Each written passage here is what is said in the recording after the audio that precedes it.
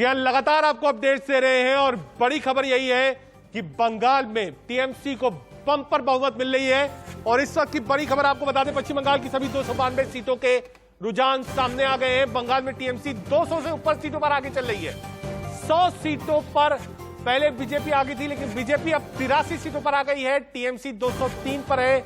India news पर सबसे तेज नतीजे आप देख सकते हैं और पश्चिम बंगाल की सभी 292 सीटों का आपको रुझान लगातार दिखा रहे हैं। स्क्रीन के लेफ्ट, राइट, सेंटर, ऊपर आप चारों तरफ देख सकते हैं कि पश्चिम बंगाल से लेकर तमिलनाडु, पुडुचेरी, असम, केरल, हर जगह की टैलीज हम आपको दिखा रहे हैं, जो लेटेस्ट अपडेट है। साथ ही साथ पश्चिम बंगाल के आपको विजुअल्स दिखा रहे हैं। टीएमसी के कार्यकर्ता जो सेलिब्रेट कर रहे हैं, वो विजुअल्स भी आपको हम लगातार दिखा रहे हैं। इंडिया न्यूज पर हम आपको सबसे तेज नतीजे दिखा रहे हैं। पश्चिम बंगाल की सभी 292 सीटों के रुझान आ चुके हैं।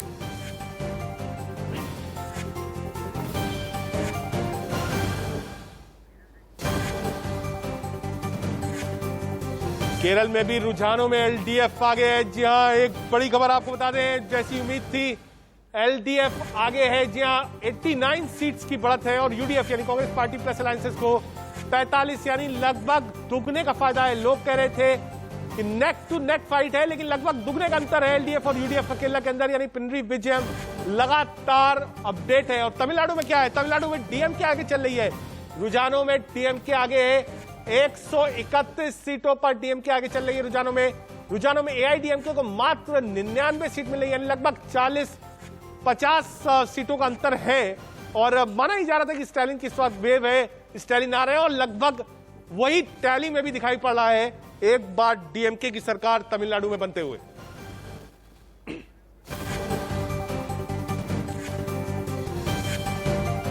शाम 6 बजे चुनाव आयोग की प्रेस कॉन्फ्रेंस होगी। इस वक्त की एक बड़ी खबर आपको बता दें, वोटों की गिनती पर इलेक्शन कमीशन की वर्चुअल प्रेस कॉन्फ्रेंस होगी।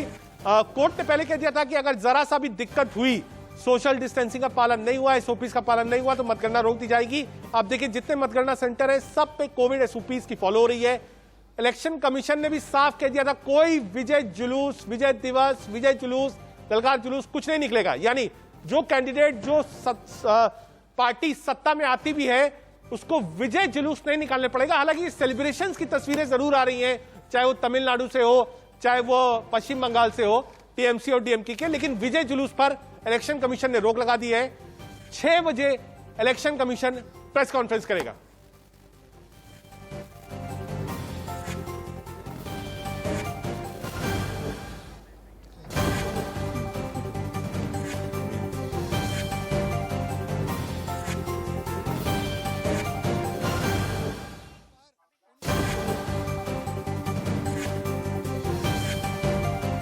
और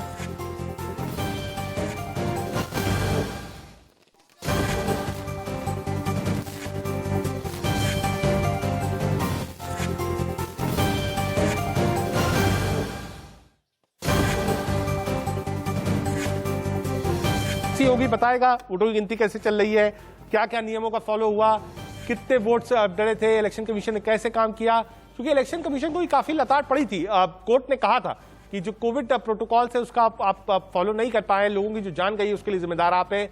और साफ कहा था कि अगर प्रोटोकॉल का ठीक से पालन नहीं हुआ मतगणना वाले दिन, तो मतगणना रोक भी सकते हैं। आज 6 बजे इलेक्शन कमीशन की प्रेस कॉन्फ्रेंस। कोई विजय जुलूस, कोई सेलिब्रेशन, एक साथ भीड़, रैली, कुछ भी आप कह सकते हैं अलाउ नहीं है।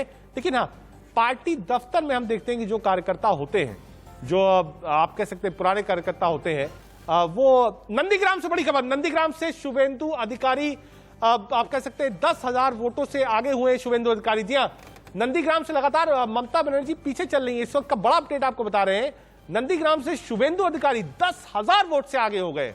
इस वक्त एक बड़ी खबर आपको बता रहे हैं, एक तरफ 8वें राउंड तक हो चुका है, लगभग 17 राउंड की वोटिंग होती है, यानी अभी 8 से 9 राउंड वोटिंग और बची हुई है। 10,000 वोट से ममता बनर्जी पीछे हो गई। एक मिनट,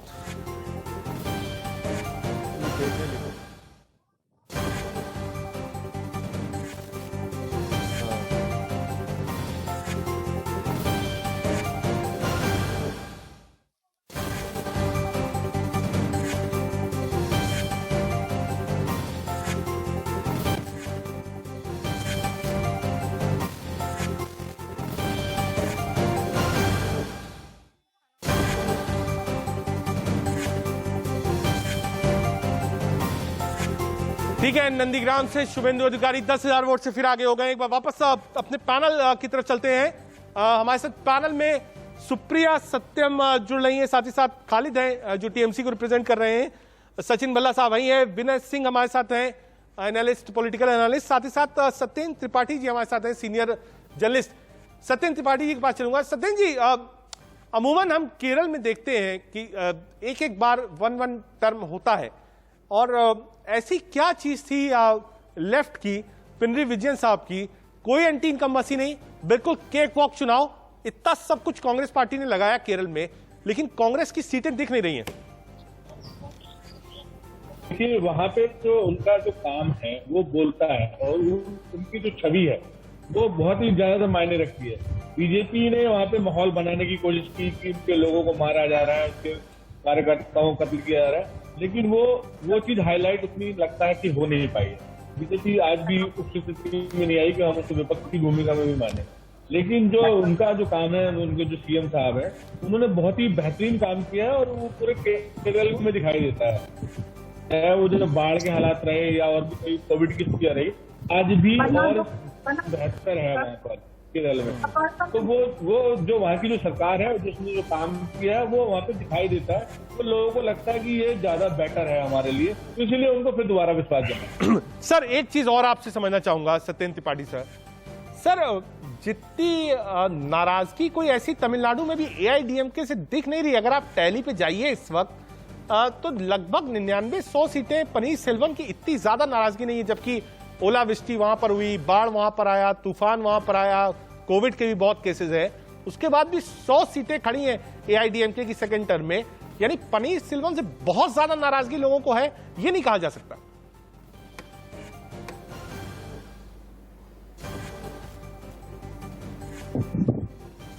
आवाज आ रही सर? चलिए एक बार विनय सिंह का रुख कर लेते हैं।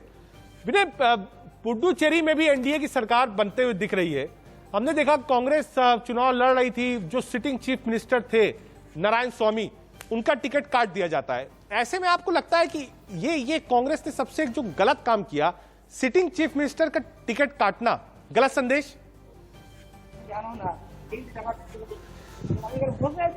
देखिए, इस पूरे अभियान में आप देखेंगे तो कांग्रेस इज नोवेयर, इसलिए कांग्रेस के बयान का होना पक्ष में या उनका उछल कूद करना, जश्न मनाना, ये तो बिल्कुल कोई मायने नहीं रखता है।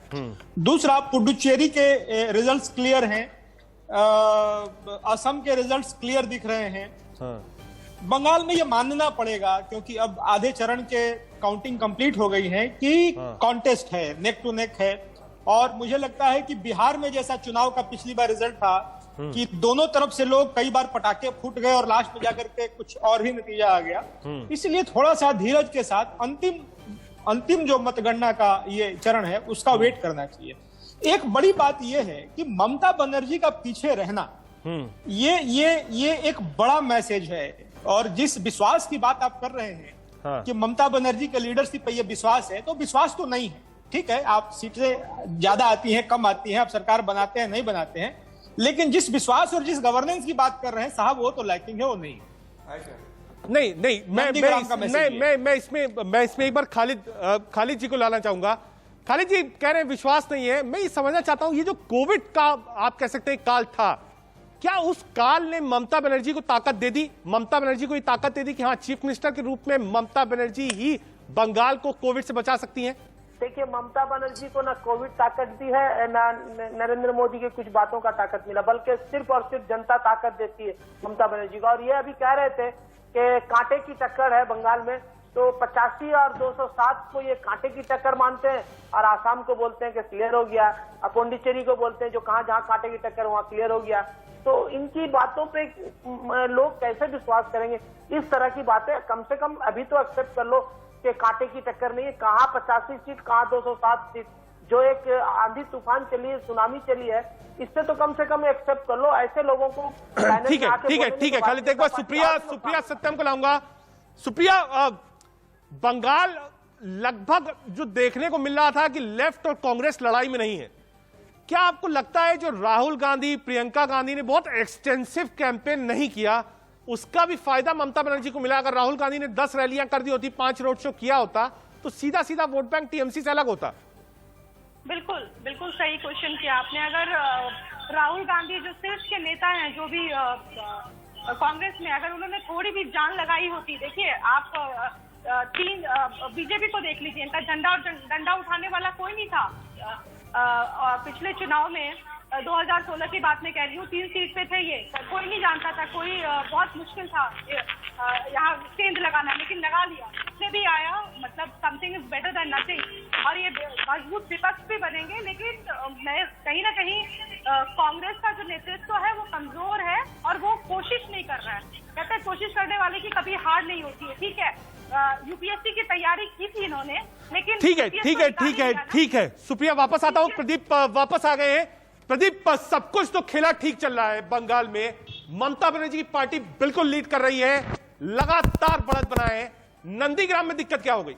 बिल्कुल मैं रजत बताना चाहता हूं दर्शकों को कि 7 राउंड्स की काउंटिंग हुई है। मिनिमम जो काउंटिंग चल रही है वो 17 राउंड से 30 राउंड की काउंटिंग होगी। और मेरे साथ अविक है। अविक, मुझे आप बताइए कि 10,000 की मार्जिन से शुभेंदु अधिकारी जो है वो बीजेपी के शुभेंदु अधिकारी नंदीग्राम में जीत रहे हैं। अविक, अगर चीफ मिनिस्टर 10,000 की मार्जिन से अगर तृणमूल कांग्रेस की चीफ मिनिस्टर पीछे चल रही है और 200 सीट टीएमसी की आ रही है, दोनों एड अप नहीं हो पा रहे हैं।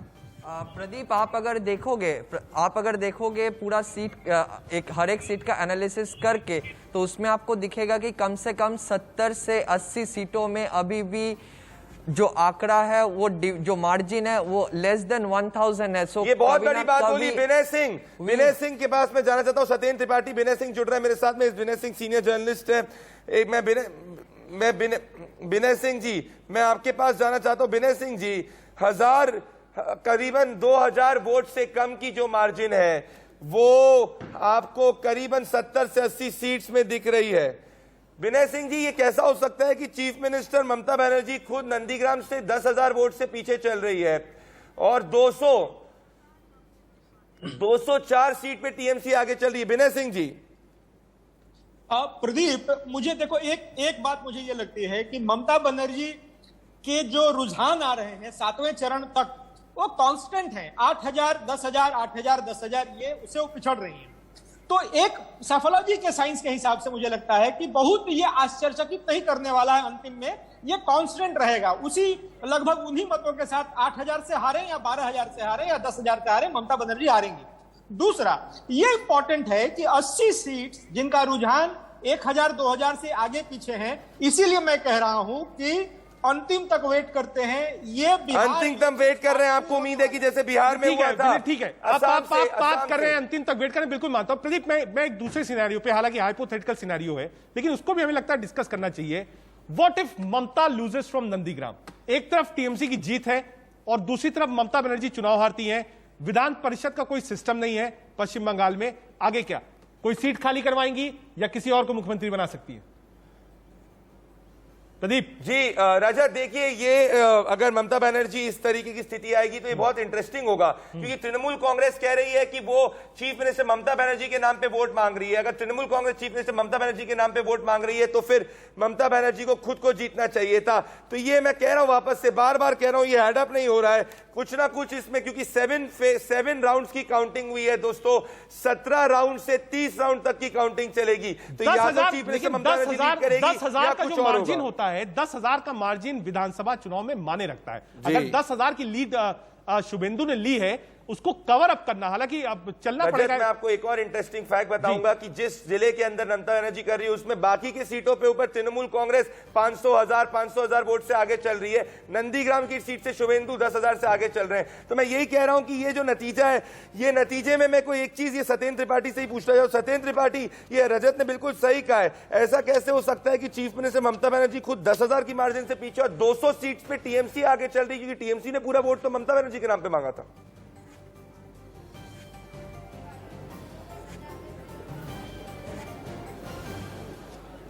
सत्येंद्र जी, आवाज आ रही है सत्येंद्र जी आपको? मुझे लगता है आवाज नहीं है। प्रदीप, हमको एक बार सोमू, हमारे साथ सोमू जुड़ रहे हैं नंदीग्राम से। सोमू से लेटेस्ट अपडेट लेते हैं। हाल फिलहाल जो परिसंख्यान आया शोमू अभी जी। जो 8 राउंड का बाद 9,989 वोट अभी वोट पे अभी शुभेंदु अधिकारी आगे है। ममता बनर्जी अभी प्राय 10,000 वोट से पीछे है। ईस्ट मिदनापुर का जो 16 सीट है, ये 16 सीट का अंदर 14 सीट पे अभी तृणमूल कांग्रेस लीड कर रहा है। पश्चिम पंचकुड़ा और नंदीग्राम ये जो दो सीट से बीजेपी लीड कर रहा है। शुभेंदु अधिकारी पूर्व मेदिनीपुर जिला का हर सीट पे तृणमूल कांग्रेस लीड कर रहा है, ठीक है, लेकिन नंदीग्राम जो आंदोलन हुआ था उसपे शुभेंदु बहुत ज्यादा एक्टिव लीडर थे उस टाइम पे। इसलिए जो अभी परिसंख्यान आ रहा है जो शुभेंदु अधिकारी लीड कर रहा है, ये हाल इसलिए हुआ जो शुभेंदु अधिकारी माटी के साथ जोड़ा हुआ लीडर था। शोमू एक चीज बताइए, क्या कोई टेंशन तो नहीं है? क्योंकि हमने देखा पूरे चुनाव भर हमने देखा हत्याएं हुई, लोग डंडे लाठी लेकर आए, गाड़ियों पर हमला हुआ, काउंटिंग सेंटर माहौल बिल्कुल गर्म होगा, लड़ाई झगड़ा तो नहीं हो रहा? शोमू आवाज मिल रही है आपको?